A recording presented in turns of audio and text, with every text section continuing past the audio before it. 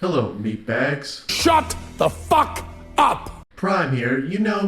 The Black Lives Matter movement is filled with disgusting people that need to face justice, but still people will justify them and forgive them because blacks are children and can't be held responsible for pretty much everything they do. So today's video, I bring justice.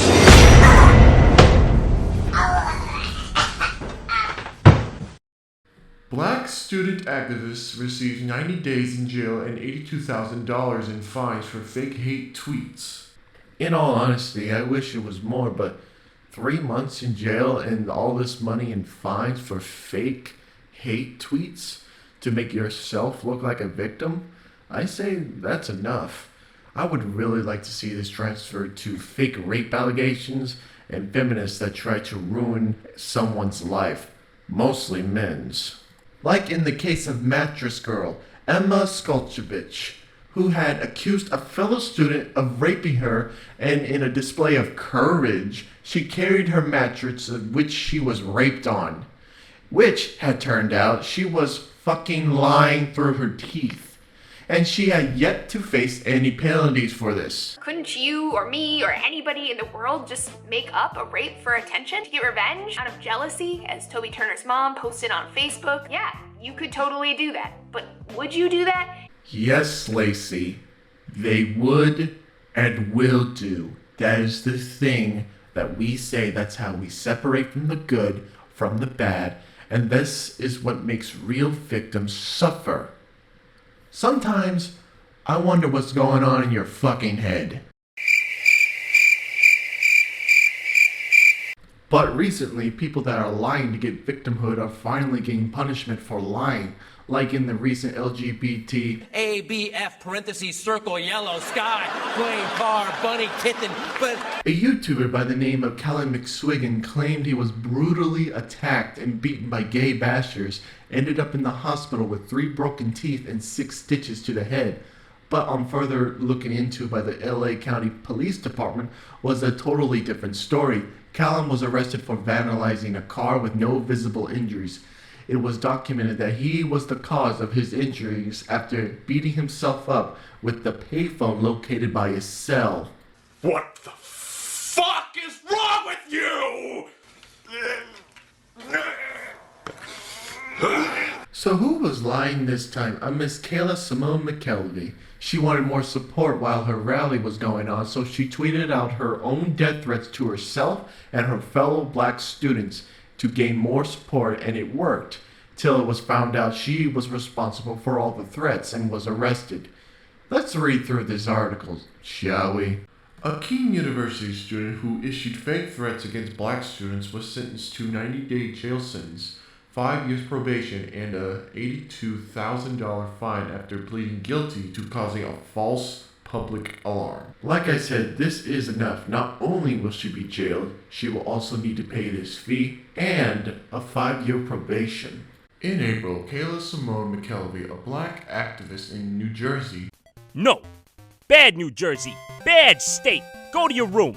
pleaded guilty to causing a false public alarm after she sent out tweets targeting black students during a racial awareness rally she organized. She warned the students attending about the threats she had written in order to drum up support for her cause. One of her tweets allegedly stated, "I will kill all the blacks tonight, tomorrow, and any other day." The first thing that should have popped into your head was how the hell did she obtain all this information and all these tweets? She had told everyone she could to come to this event, even though white racists were going to commit a massacre, and you still egged people on to come to your event. I can tell she was lying through her face, mostly by this one tweet. No racist bigot is going to say blacks. No, they would say niggers. If you said, "I will kill all these niggers," then you wouldn't have been questioned. Possibly. Not really. Although she apologized in court, McKelvey tried to excuse herself by saying that she had heard students shouting white power and calling black people monkeys. Oh yes, if lying didn't work the first time, lie some more. What's the worst that could happen, right? You know what? In fact, why don't you just lie in court in front of the judge, the police, and the news crew? Also, as you can see, she's trying to say, look, I know what I did was wrong, but those white people called me mean names. I swear! Her lawyer argued that McKelvey has suffered enough from her actions, and she had lost all professional credibility, and therefore the sentence should be mild. No, she hasn't. If she was white and a man, he would be destroyed, his life in shambles, and people still would say it wasn't enough. Most would say he should have been hanged. So don't stand there and tell me and everyone watching this video, reading this article, that this stupid bullshit of you trying to excuse her, this woman, from causing an uproar that wasn't even happening, it's unacceptable and she needs to face justice. She is not above the law, and she has come to find that out. However, she could not excuse herself from the university's lost money. In response to the threats, Keene University has spent over $80,000 on extra security measures. Well now, have we learned our lessons in not listening to social justice warriors when they say they've been attacked? No? No? No. The preceding judge, Robert Mega, did not believe McKelvey showed sufficient remorse for a plea agreement and gave her maximum possible sentence. He called her tweets a selfish plan of hate. No shit, Sherlock. Of course she had no remorse because she thought she was gonna get away with it, like most social justice women, but reality hit her like a bullet train when she found she was facing a judge that didn't take her shit. Justice is served.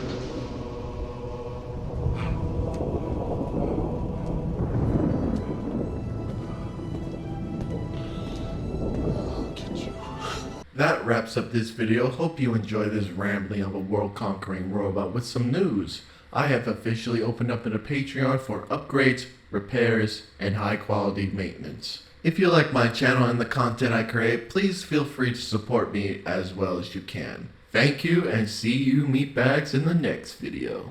Will you shut up?